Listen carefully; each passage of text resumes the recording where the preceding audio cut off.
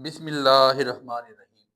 English grammar का एक इंतहाई इंतहाई अहम लेक्चर, जिसके बारे में ज़्यादा नहीं तो सुबह से शाम तक ग्रुप्स में बहुत नहीं तो कम से कम 150-200 मैसेजेस वाले से होता था कि सर एरर डिटेक्शन के बारे में बताइएगा कि एरर डिटेक्शन क्या है, ये सब्जेक्ट वर्ब एग्रीमेंट क्या है, नाउन प्रोनाउन ऑब्जेक्टिव एग्रीमेंट क्या है, ट्रांजिशनल डिवाइसेस में क्या गलती होती है, कैरेक्टर्स क्या होते हैं, पंक्चुएशन की क्या गलती है। तो बच्चे बहुत छोटा सा लेक्चर है, बहुत आसान सा लेक्चर है। इतनी आसान सी ट्रिक निकाल के आपके लिए ले आया हूँ कि आपको 5 मिनट में ये चीज कवर हो जाएगी।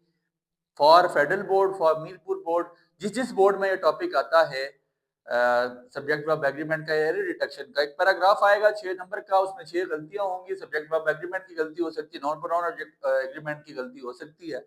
फिर इसके अलावा आपके पास पंक्चुएशन की गलती हो सकती है, ग्रामर की गलती हो सकती है, आर्टिकल्स की गलती हो सकती है। ये गलतियां आपने डिटेक्ट करनी। बहुत आसान सा लेक्चर है बच्चे, बहुत आसान सा लेक्चर है। लाजमी सुने, बगौर सुने। 5-7 रूल लिखवा रहा हूँ, वो रूल्स आप मेरे साथ लिखिएगा और साथ साथ बात समझते जाएंगे। विद इन फ्यू मिनट्स इंशाल्लाह, अल्लाह ने चाहा तो हम ये 6 नंबर सिक्योर कर लेंगे। आपसे यही रिक्वेस्ट है कि एजुकेशन विद हमजा के नाम से, अल्लाह का शुक्र है, कैसी 90,000 बंदा मेरे ग्रुप में मौजूद।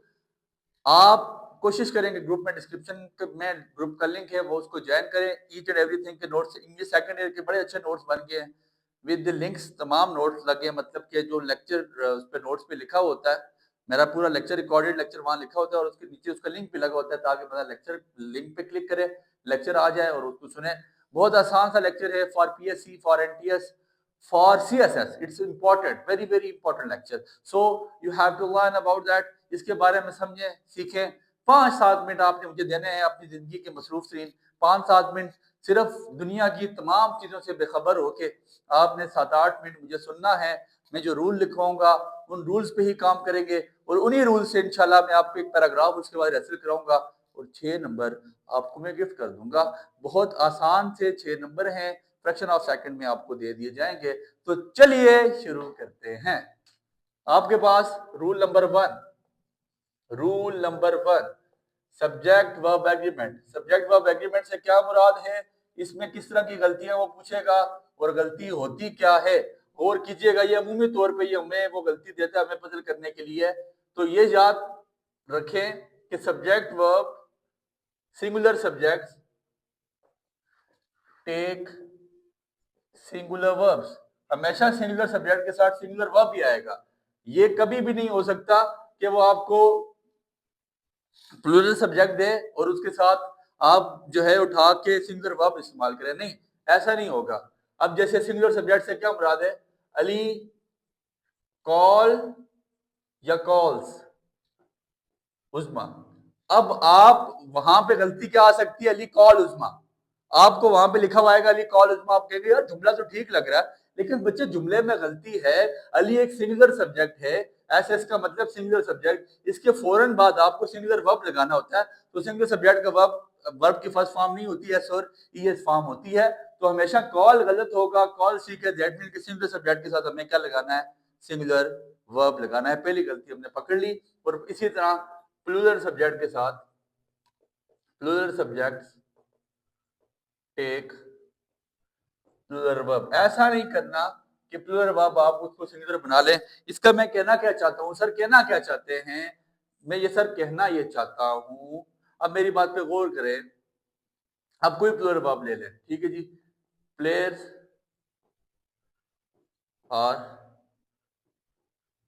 प्रैक्टिसिंग। अब प्लेयर्स ढेर सारे हैं। अब आप ये कह सकते हैं सर ये प्लूरल वर्ब बन गया, प्लूरल सब्जेक्ट बन गया, पीएस का मतलब प्लूरल सब्जेक्ट। अब आप में से वहां पे गलती करके लिखेगा प्लेयर इज प्रैक्टिसिंग। आप कहेंगे यार जुमला तो ठीक है, सर जुमला गलत है ना।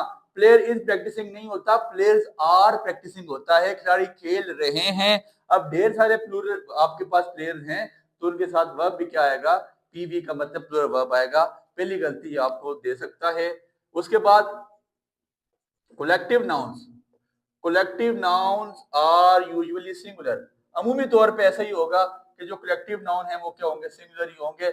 सर कहना क्या चाहते हैं, मैं यार कहना ये चाहता हूं, the team wins the match, the team wins the match every year, every year. अच्छा विन भी लिख लेते हैं, the team wins the match every year, the team win the match every year. आपके माइंड में क्या आ रहा है सर, टीम क्या चीज है? सर टीम, मैंने पार्ट्स ऑफ स्पीच कराया में गौर कीजिएगा, टीम आपके पास कलेक्टिव नाउन है, तो कलेक्टिव नाउन सिमिलर चीज। अब टीम आप कहेंगे सर टीम में तो 11 लड़के खेलते हैं, या क्रिकेट का मैच हो तो 11 लड़के, फुटबॉल का हो तो 10 है, तो डेट्स मीन के सर आपके पास टीम तो 11 लोगों से मिलकर बनती है, इसके साथ टीम के साथ विन आना चाहिए। आप कैसे कह सकते हैं ये विन जाएगा? तो कलेक्टिव नाउन याद रखिए हमेशा सिंगुलर ही आएगा, कलेक्टिव नाउन के साथ विंस ठीक है, विन गलत है। अगर कोई और मैं मिसाल दे दूं, the soldiers, the soldiers are fighting होगा या इज फाइटिंग होगा? तो आप कह सकते हैं सर आर फाइटिंग होगा, बट आर गलत है, सोल्जर्स कलेक्टिव नाउन है, कलेक्टिव नाउन के साथ हमेशा सिंगुलर वर्ब लगाएंगे, और सिंगुलर वर्ब क्या है आपके पास? इज। तो मैं ये कहूंगा द सोल्जर्स इज फाइटिंग, के सिपाही लड़ रहे हैं। सब्जेक्ट वर्ब एग्रीमेंट की यही गलती उम्मीद तौर पे इंशाल्लाह इस यही होगी वहां पे, इसके अलावा नहीं होने लगी, आपको यही परेशान करेगी वहां पे, ठीक है। रूल नंबर 2, और इसके बाद इंशाल्लाह आप इस पे परेशान नहीं होंगे। हमने पहली गलती पकड़ ली सब्जेक्ट वर्ब एग्रीमेंट की, दूसरी गलती जो हमें वहां पे देगा पजल करने के लिए, या हमसे वो रेक्टिफाई करवाएगा नाउन प्रोनाउन एग्रीमेंट।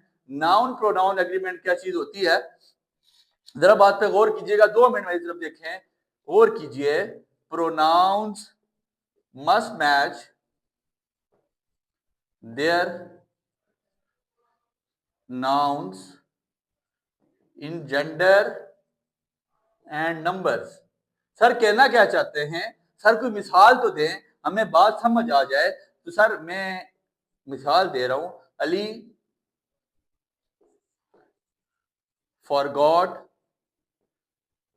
अली, अच्छा फॉरगॉट लिख लें, अली फॉरगॉट हिज बॉय, ठीक है। अब ऐसा है, मैं यहां पे अली फॉरगॉट हिज बॉय ठीक है, या अली फॉरगॉट देयर बॉय ठीक है?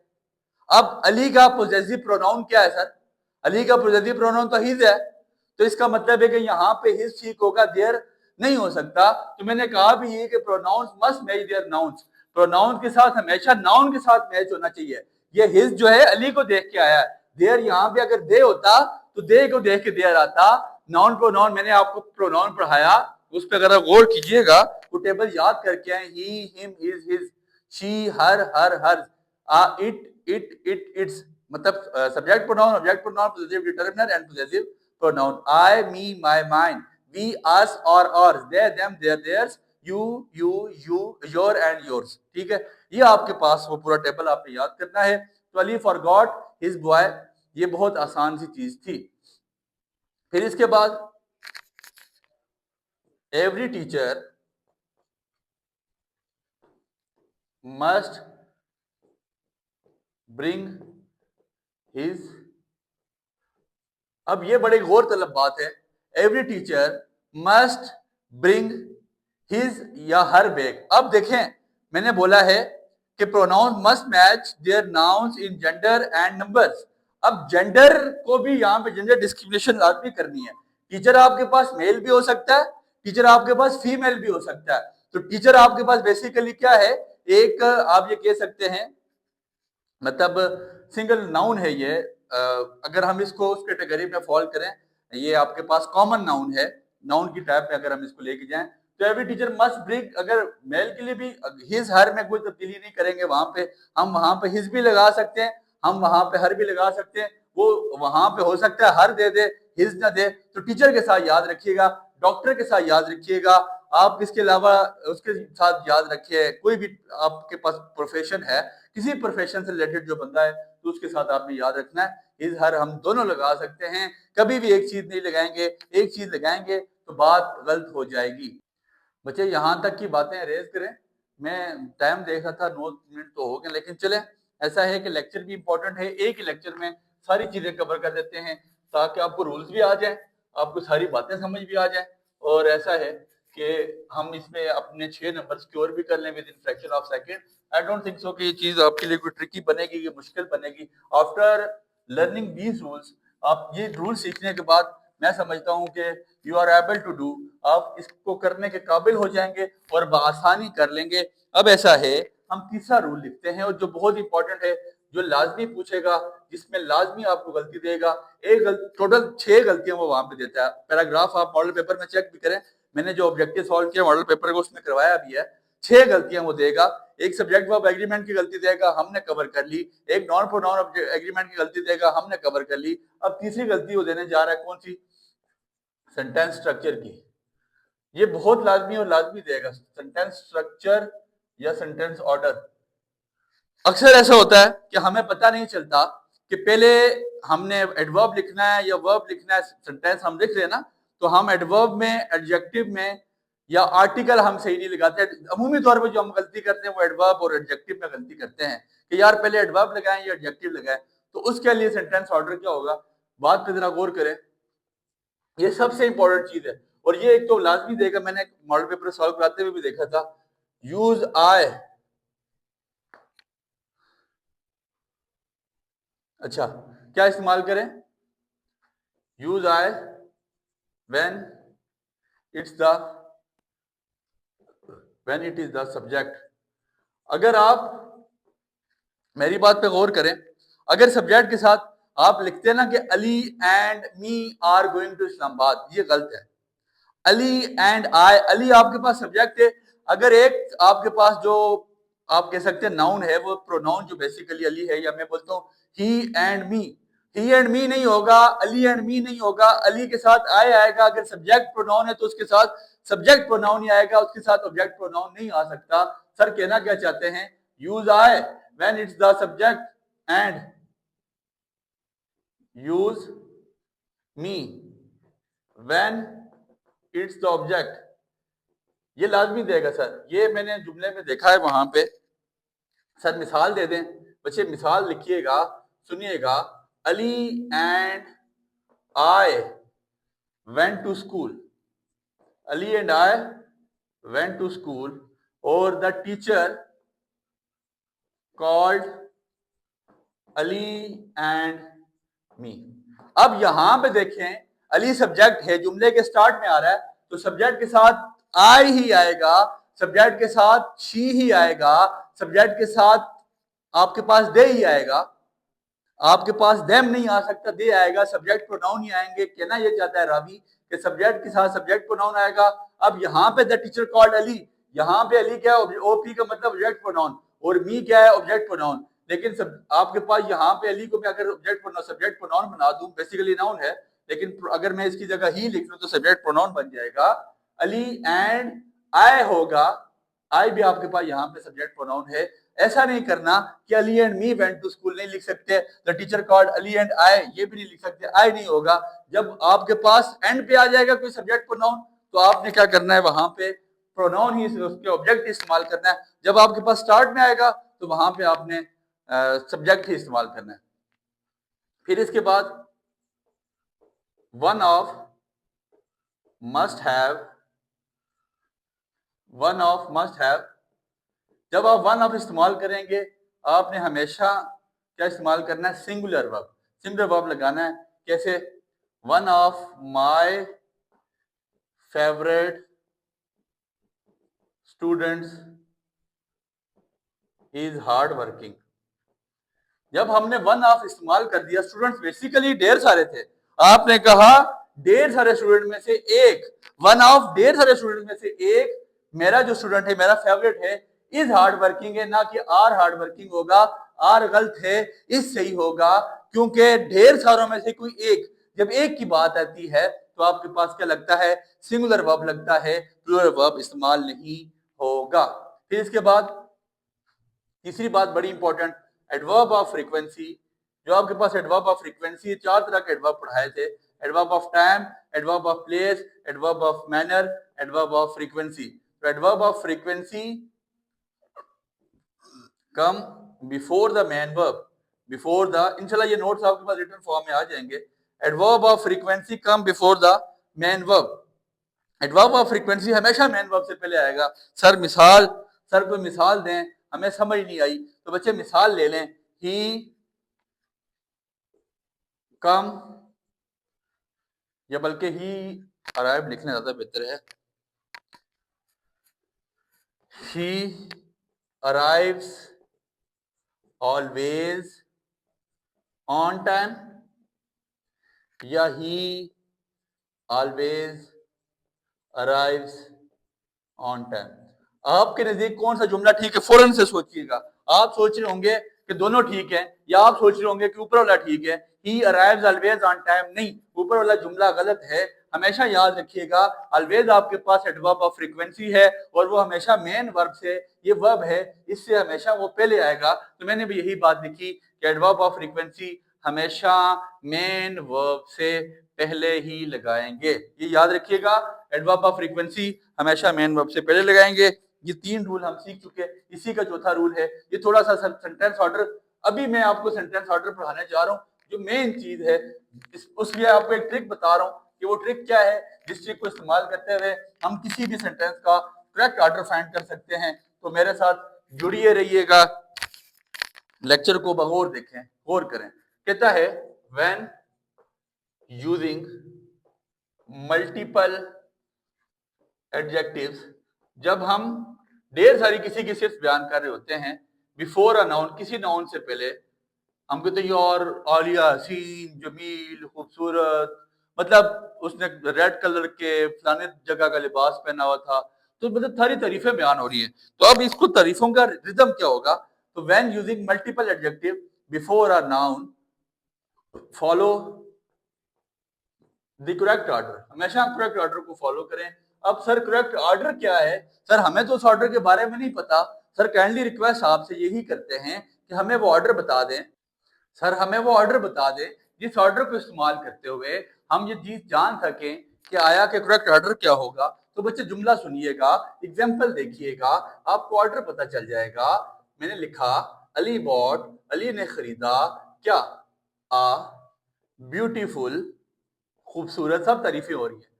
स्मॉल, छोटा, new round, new round, Italian, wooden, cooking table. Sir table आपके पास क्या है? यहाँ पे नाउन।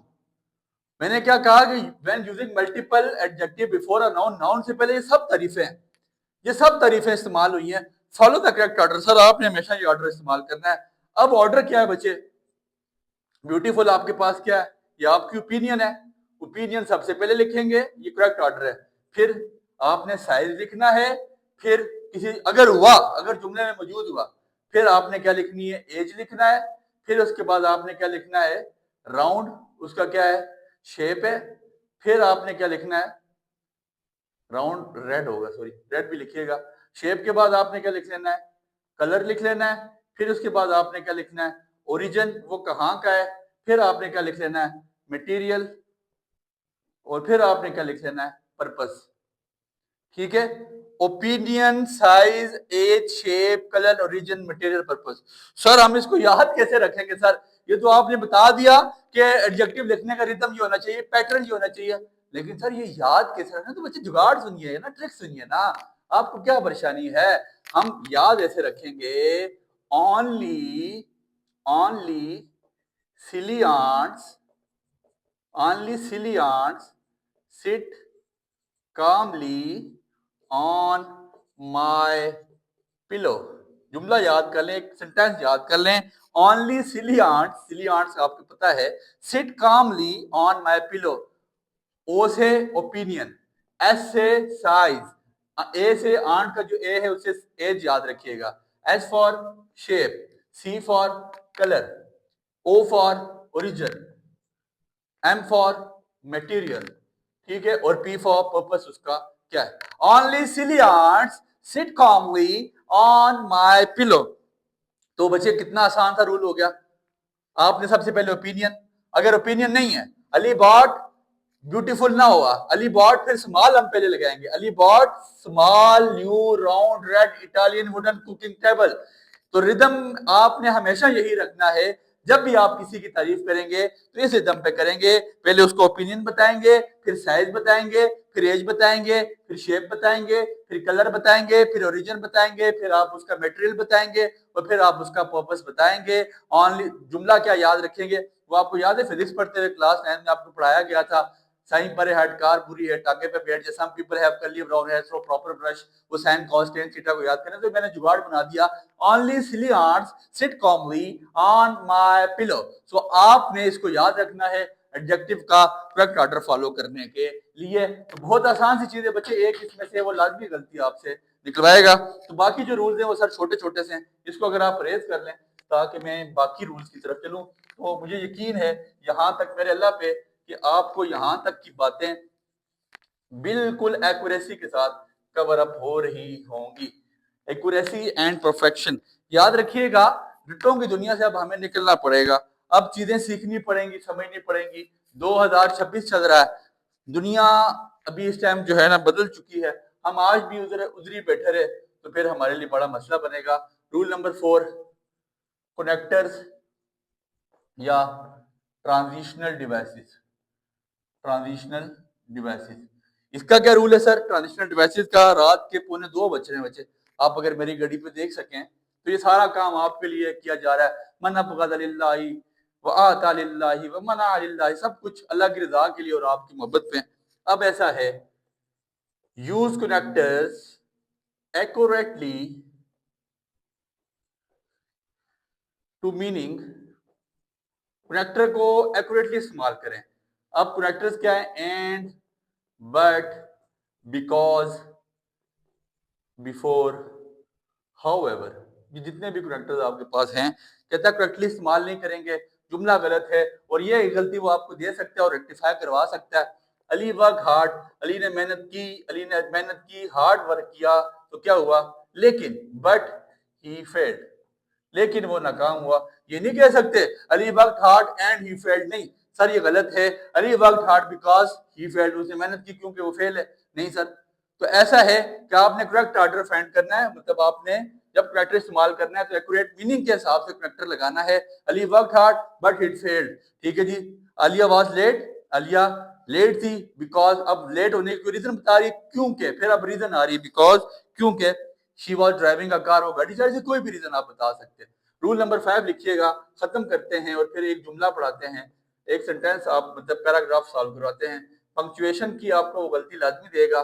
तो capitalise, capitalise the first word, हमेशा याद रखें पहले वर्ड को आपने कैपिटल करना है, हर सूरत में करना है। सेंटेंस का पहला वर्ड कैपिटल होना चाहिए। शी लव्स रीडिंग फर्स्ट, अच्छा बल्कि ये कैपिटलाइज द फर्स्ट वर्ड, इसी में साथ जोड़ लें, फिर अगला ना लिखवाते ना। And proper noun, capitalise the first word and proper noun of sentence. किसी भी सेंटेंस में आपके पास कोई प्रॉपर नाउन इस्तेमाल हुआ, उसका नाम का पहला वर्ड आपने बड़ा करना है। कोई आपका जो प्रॉपर नाउन के अलावा जो आपका पहला वर्ड हुआ जुमले का, वो भी हमेशा बड़ा होना चाहिए। ये पहला वर्ड तो हमारी टीचर हमेशा हमें गलती निकाला करती थी, यार तुमने एस छोटा डाला है, तो ये हमेशा एस क्या होना चाहिए? कैपिटल होना चाहिए। She loves the reading Shakespeare, वो शेक्सपियर को पढ़ना पसंद करता है, शेक्सपियर। तो शेक्सपियर का एस आपने छोटा नहीं डालना, कैपिटल डालना है। ये वहां पे वो आपसे गलती निकलवा सकता है। ये आपके पास रूल नंबर 5 है, जो गलतियां हमारे पास वहां पे हो सकती हैं। फिर इसके बाद आपका बहुत इंपॉर्टेंट एक और पंक्चुएशन की गलती आ सकती है, क्या? कि use comma after introductory words. Introductory word के फौरन बाद आपने कॉमा लगाना है। इंट्रोडक्टरी वर्ड क्या है?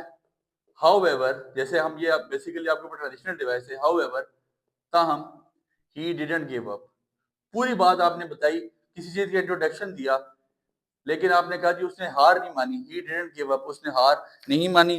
तो ये हाउएवर के फौरन बाद कॉमा आपने लाजमी लगाना है। रूल नंबर 6 आपके पास क्या है? स्पेलिंग। स्पेलिंग मिस्टेक्स आपको दे सकता है, और स्पेलिंग में अमूमी तौर पे सेम दिखने वाले जो वर्ड हैं आपने उनको गौर से देखना है। वॉच कॉमनली, बल्कि लिख लीजिएगा वॉच कॉमनली कंफ्यूज वर्ड्स। सबसे पहले उन वर्ड्स को देखें जो आपको कंफ्यूज कर रहे हैं, कॉमनली कंफ्यूज्ड वर्ड्स। ऐसे वर्ड्स पे लाजमी नजर जुड़ाएं जो आपको कंफ्यूज करते हैं। सर अब ऐसे वर्ड्स कौन से होंगे?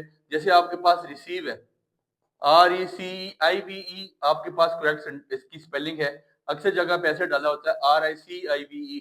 तो आप कह रहे होंगे यार जुमला तो ठीक है, मतलब सेम दिख रहा होता है, तो ये सेम दिखने से आपको लग रहा होगा यार ये तो ठीक है, लेकिन रिसीव ठीक है, रिसीव गलत है, तो वहां पे गलती देगा, आपने करेक्ट करनी होगी। जैसे आपको एक बहुत अमूमी तौर पे गलती आती है, ब्यूटीफुल आगे से एक एल आता है, लेकिन अक्सर जगहों पे वो गलती क्या कर देता है, ब्यूटीफुल दो एल डाल देता है। आप सोच रहे होंगे यार ये तो ठीक है, लेकिन ऐसा नहीं होगा, एक एल चलता है, वहां पे दो एल नहीं डाले जा सकते। रूल नंबर 4 भी हो गया, 5 भी हो गया, रूल नंबर 6 भी हो गया। और चलें इसको रेज कर लेते हैं ताकि रिदम से चलते रहे, आपको भी समझ आती रहे। रूल नंबर 7 पे हम चलते हैं। टेंस की कंसिस्टेंसी हमने रखनी है। जो हम टेंस लगाएंगे वो चेंज नहीं करना, एक जुमले में एक ही टेंस को लेके चलना है। ऐसा नहीं है कि जुमले के में आपने कैरेक्टर के साथ या अपने कंजक्शन के साथ किसी जुमले को बड़ा किया, पहले जो एंड से बट से पहले आपने पास्ट टेंस का इस्तेमाल किया और एंड बट के बाद आपने फिर प्रेजेंट लगा दिया। ऐसा नहीं करना। सर कहना क्या चाहते हैं, टेंस कंसिस्टेंसी, टेंस की कंसिस्टेंसी रखें। सर कैसे रखें sir, don't switch between past and present, present और पास्ट के दरमियान स्विच ना हो। कैसे सर स्विच ना हो, सर क्या कह रहे हैं आप जरा समझाएं ना, गौर करवाएं इस पर। ठीक है, जैसे ही, एग्जाम्पल लिखिएगा, he walked to school and then he saw his friend, ही सा के साथ सी भी लिखना, ही सी हिज फ्रेंड। देखें हमने लिखा वो स्कूल गया और तब उसने अपना दोस्त देखा। आप सोच रहे होंगे यार कि वहां पे अगर आएगा ही वॉक टू स्कूल, वो स्कूल गया, एंड देन ही सी, उसने अपना दोस्त देखा। अब ऐसा है सीज यहाँ पे होगा, ये गलत है सर, क्योंकि वॉक्ड आपके पास वर्ब की सेकंड फॉर्म इस्तेमाल हुई है, तो सा भी आपके पास यहाँ पे वर्ब की सेकंड फॉर्म है, सा ठीक होगा। वर्ब की फर्स्ट फॉर्म पे क्लिक नहीं करना। अगर किसी जगह पे ऐसी गलती है तो आपने उसको लाजमी ठीक करना है, हर सूरत हर केफ ठीक करना है। रूल नंबर 8 है, आर्टिकल की यूजेज आपने सही करनी है। Article usage correctly. आर्टिकल्स आपके पास क्या है, आ, एन और द। ये गलतियां बहुत अमूमी तौर पर मैंने पार्ट ऑफ स्पीच में बड़ी अच्छी करके पढ़ाई हैं। आ हमेशा कॉन्सोनेंट साउंड के साथ लगता है, एन हमेशा वॉल्स के साथ, वावल नहीं होता, वॉल्स के साथ लगता है, और द आपके पास मैंने 7-8 इसके इस्तेमाल बताया मैं कहाँ कहाँ पे लगता है। कॉमन नाउन है आपके पास, बिफोर रिवर्स है, माउंटेन्स है, तो बिफोर डायरेक्शंस है। तो आप और एन को इंडेफिनिट आर्टिकल कहा जाता है, डा को डेफिनेट आर्टिकल कहा जाता है। एन हमेशा आपके पास वॉल से पहले लगता है, आ हमेशा कॉन्सोनेंट के साथ लगता है, लेकिन ऐसा नहीं भी होता। जिन लफ्जों की साउंड अलिफ की आ रही होती है वहां पे भी अमूमी तौर पे हम एन ही लगाते हैं। तो आपके आ एम बी ए या एन एम बी ए, तो ये लिखा हुआ आता है अक्सर जगह पे he is an M B A, not a M B A. ये गलत है, ये ठीक है, क्योंकि साउंड क्या है, एम बी ए, अलिफ की आवाज आ रही है, एम बी ए, तो he is an M B A. आप सोचेंगे यार उसने आ एम बी ए डाला, ये बात तो ठीक है, लेकिन वो गलत होगा। आ एम बी ए नहीं होता, एन एम बी ए होता है। रूल नंबर 9 लिखते हैं, फिर वीडियो को पॉज करते हैं और पॉज करके एक पैराग्राफ लिखवा के आपसे इजाजत देते हैं। रूल नंबर 9, ये रूल नंबर 8, ये रूल नंबर 9, बस no rule sir. Preposition error, preposition error, preposition की गलती हो सकती है। मैंने प्रीपोजिशन का बहुत अच्छा लेक्चर रिकॉर्ड किया हुआ है, मैं आपको रिकमेंड करूंगा पहले इसमें जाएं, उसको लाजमी सुने। 8 इन ऑन, ये अक्सर गलती वो आपको देगा, हमेशा याद रखिएगा। टाइम के साथ जो प्रीपोजिशन है वही लगाएं। आपके पास आई एम एट होम, घर के साथ 8 ही लगता है, तो वो आपको दे सकता है, जैसे आई एम ऑन होम या आई एम एट होम। इसमें क्या ठीक है सर, ये ऑन गलत है, एट बिल्कुल एक्यूरेट है, एन में गलती नहीं है। I am in the room, I am on the room, in on में गलती करेगा, आप सोचेंगे यार ये तो ठीक है, लेकिन सर वो ठीक नहीं होगा, प्रीपोजिशन की गलती है। तो ये 9 रूल्स ऐसे थे जो मेरा दिमाग कह रहा था कि सर आपको इनमें से वो लाजमी कोई ना कोई बात देगा और लाजमी वो आपसे पूछेगा कि आया हम क्या करें, कि कौन से ऐसे रूल्स हैं कि यार जो मैं पैराग्राफ दे रहा हूँ इसमें से आपने गलतियां निकाली। अब मैं जरा वीडियो को पॉज करके पैराग्राफ लिख लेता हूँ और फिर आपको एक पैराग्राफ यहाँ से बताऊंगा कि अगर मैं वीडियो के दौरान ही लिखूंगा तो मजीद लेक्चर लेंथी हो जाना है, इसलिए कोशिश करते हैं कि वीडियो को रोकते हैं और लेक्चर को मतलब पैराग्राफ को लिख के फिर वो पैराग्राफ आपको सॉल्व कराते हैं। और फिर आपसे अल्लाह का नाम लेके इजाज़त लेते हैं। तो बच्चे ऐसा है, पैराग्राफ लिख लिया गया, वीडियो लेक्चर 30 मिनट का हो चुका है, लेकिन मैं समझता था कि एक ही लेक्चर में वन शॉट में ये पूरा टॉपिक कवर हो जाएगा। तो पैराग्राफ आपके सामने है, इसमें गलतियां हैं, इसमें यही गलतियां जो भी हमने सीखी हैं। कहते हैं every students know the answer but nobody raised their hand. The teacher asked again, however nobody respond. Finally he becomes angry and says that the attentiveness is necessary in the class. The students sit silently and realize their mistake. अब देखें, सबसे पहले तो याद रखिएगा, आपने mind बनाना है कि ये बात हो चुकी है, गुजर चुकी है या अभी हो रही है। तो ऑफ कोर्स ये चीज तो किसी माजी में हो चुकी होगी, तो ये बात क्लियर कर लें कि यार ये सारा पैराग्राफ हमने माजी में पास्ट टेंस में वर्ब की सेकंड फॉर्म में लिखना होगा। तो एवरी स्टूडेंट्स नहीं हो सकता, एवरी के साथ स्टूडेंट्स नहीं आता, एवरी के साथ क्या आता है? स्टूडेंट। मैं यही गलती को ऐड कर दूंगा। नो आपके पास वर्ब की फर्स्ट फॉर्म है तो सेकंड लगा देंगे। Every student new the answer but nobody. अब जब पास की बात, ये वर्ब की सेकंड फॉर्म लगा दी यहाँ पे, तो यहाँ पे रेज वर्ब की फर्स्ट फॉर्म लगा हुआ है, इसको भी चेंज करके वर्ब की सेकंड फॉर्म में ले जाएंगे। But nobody raise their hand, यहाँ तक बात बिल्कुल ठीक। द टीचर आस्क फिर फर्स्ट फॉर्म लगा हुआ है, तो यहाँ पे वर्ब की सेकंड लगा देंगे। The teacher ask again, teacher ने दोबारा पूछा, अगेन के फौरन बाद कॉमा। हाउएवर मैंने आपको बताया कि जब जुमले में स्टार्ट में आएगा तो इंट्रोडक्शन जब हो रही होगी ताहम, फिर आपने कॉमा लगाना है। हाउएवर बेसिकली ट्रांजिशनल डिवाइस है। नो बॉडी रिस्पॉन्ड नहीं होगा, नो बॉडी के बाद क्या आ जाएगा? रिस्पॉन्डेड, क्योंकि सारी बातें माजी में हो रही है sir. Nobody responded. Finally आपके पास ट्रांजिशनल डिवाइस है, फौरन कॉमा लगाइएगा। ही बिकम्स, बिकम वर्ब की फर्स्ट फॉर्म है, इसको सेकंड में ले जाएंगे। ही बिकेम, एंग्री, वो गुस्सा हो गया। एंड सेड, और अब से नहीं होगा, क्या होगा? सेड, SAID सेड, और कहा। डेट अटेंटिवनेस, आर नेसेसरी नहीं होगा, अटेंटिवनेस एक आपके पास आप ये कह सकते हैं सिंगुलर नाउन है, तो इसके साथ क्या आ जाएगा? Is attentiveness is necessary in the class. The student sits नहीं होगा, बैठते हैं, तो यहाँ भी वर्ब की सेकंड फॉर्म लगेगा। साइलेंटली एंड रियलाइज, रियलाइज नहीं होगा, रियलाइज हो जाएगा। रियलाइज्ड ED आ जाएगा वर्ब की सेकंड फॉर्म। और बच्चों ने अपनी गलती को रियलाइज किया, जांचा, उसको परखा। उम्मीद है एरर डिटेक्शन का नाम से आज के बाद आपको कभी चिढ़ नहीं होगी। ये 6 नंबर मेरे तमाम बच्चे इंशाल्लाह फिंगरटिप्स पे कवर करेंगे। आप में से हर बंदा ये लेक्चर एक दफा बगौर सुने, अपनी जिंदगी के आधा घंटा, ये 30 मिनट आप अगर इस लेक्चर को दे दें, तो मैं आपको यकीन से कह सकता हूँ कि आप 6 number with in fraction of second ले सकते हैं, जो एग्जाम में 6 नंबर आपको आएंगे। ये 9 रूल्स आप में हर बंदा माइंड में बिठा ले। मैं चैलेंज करता हूँ, मेरा ओपन चैलेंज है, अल्लाह ने चाहा एग्जाम में ये 9 रूल्स के अलावा बात नहीं जाएगी, और ये बासानी आप कवर कर लेंगे। मेरी तरफ से आपको मुस्तकबिल के लिए नेक ख्वाहिशात, आपने दुआ में याद रखना है। अल्लाह ने के बाद।